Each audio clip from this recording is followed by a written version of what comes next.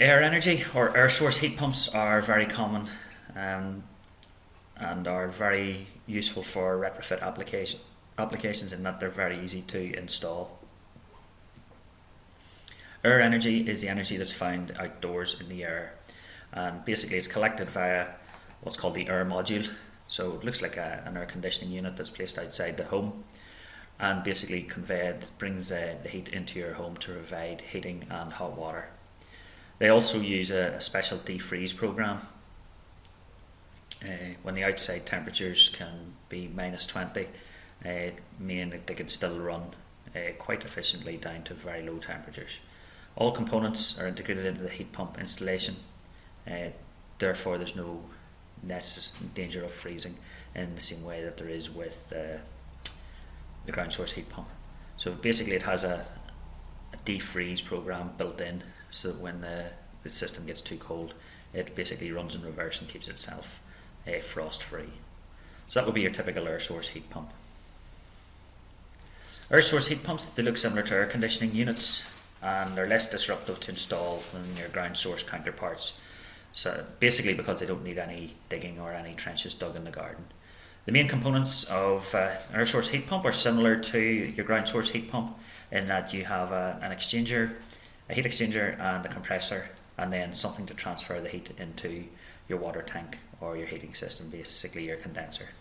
And then you can use the heat sink can be radiators or an underfloor heating system. Again, the temperature of these will be relatively low compared to a gas or an oil boiler, so ideally they'll match with an underfloor heating system. So let's have a little bit more, look in a bit more detail at air source heat pumps. So an air source heat pump heats your home by using energy that's absorbed from the air around you. Air source heat pumps, they absorb their energy from the outside air. And basically that heat that they absorb can then be used to heat radiators, underfloor heating systems, or warm air convectors and domestic hot water appliances in your home. The air source heat pump, similar to the ground source heat pump, extracts the heat from outside, and the air source heat pump extracts it from outside air, and basically again works in much the same way as a fridge extracts heat from its inside and dumps it out the back. So an air source heat pump extracts the heat from outside and dumps the heat inside the house. Air source heat pumps can extract heat from air even when the temperatures are as low as -15, so it can still get heat from very low temperature air. And heat pumps have some impact on the environment as they need electricity to run, similar to the ground source heat pumps, but the heat they extract from the air is being constantly renewed.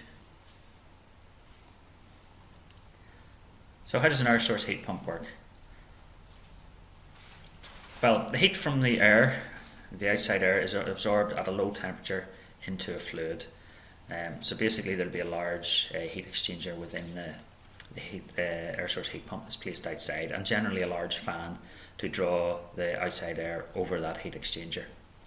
And as that air flows over the heat exchanger, it then passes its heat onto the fluid that is within the heat exchanger.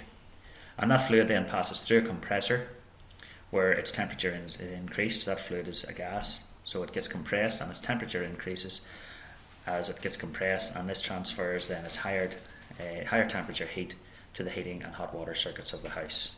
So there are two main types of air source heat pumps that are quite commonly available. You have an air to water system, which would be very, very common for domestic installations and domestic systems, in that the outside air is used to provide space heating and domestic hot water. And basically an air to water system distributes the heat that the heat pump gathers via your wet central heating system. Heat pumps work much more efficiently at lower temperatures than a standard boiler system does, and are hence therefore still best suited for underfloor heating systems or systems that use large radiators to give out heat at lower temperatures over longer periods of time. You can also get air to air systems which produce warm air, which is basically circulated by fans to heat your home. But these systems don't provide the domestic hot water as well, they just do a space heating application. The installation site for an air source heat pump, it's placed outside the home, where basically the unit can be fitted to a wall or placed on the ground. Needs a good amount of space around it to get a good airflow, a good flow of air around the heat pump, but obviously doesn't need the same extent of space that a ground source heat pump will need. A sunny wall is ideal, or a warmer side of the house. Again, you need a well insulated home for heat pump technology to work at its most efficient or its most effective. And again, that's down to the fact that heat pumps produce lower temperature heat than traditional boilers. So it's essential that your home is well insulated and well draft proof for the heating system to be effective. And also, the system will pay for itself much more quickly if you're replacing electricity heating or coal heating system. Again, air source heat pumps are generally not recommended if you're already on the natural gas grid. So heat pumps may not be the best option for using in homes that already use mains gas, as they may not be a cost-effective alternative. Similar to your ground source heat pumps, air to water air source heat pumps work best with your underfloor heating system. And if underfloor heating is not possible, use large radiators. And again, that's because the heat generated is not as high as that produced by your gas or your oil boiler. So you do need larger surface area to achieve similar comfort levels of heating within the house. Air to water heat pumps, again, could be better suited to new build properties than retrofit, and that's basically due to the cost being reduced if the heat pump again is included as part of the building specification rather than having to retrofit to underfloor heating at a later stage.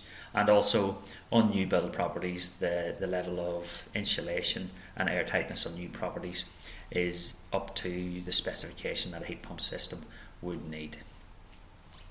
Heat pumps can save you more money on your heating bills if you're replacing electric, LPG, liquid petroleum gas, or coal system rather than mains gas. Well insulated house again is essential to best optimise the heat generated by air source heat pump. Otherwise, the heat generated by the pump is just being lost. And once in place, the heat pump requires little or no maintenance. And again, heat pumps, air source heat pumps should qualify for the government's renewable heat incentive, and they do qualify for the renewable heat premium payment, which is currently a one-off grant of £850. That was to run out on the 31st of March 2013, but in light of the RHI scheme being delayed for a further year, is likely to be extended. So I would check the government's website to see if a renewable heat premium payment is currently available on heat pumps. But the intention is that it will be eligible for the RHI once it's fully launched. In summer periods, air source heat pumps can be operated in reverse, like an air conditioning unit, so they can also then provide air conditioning for your home.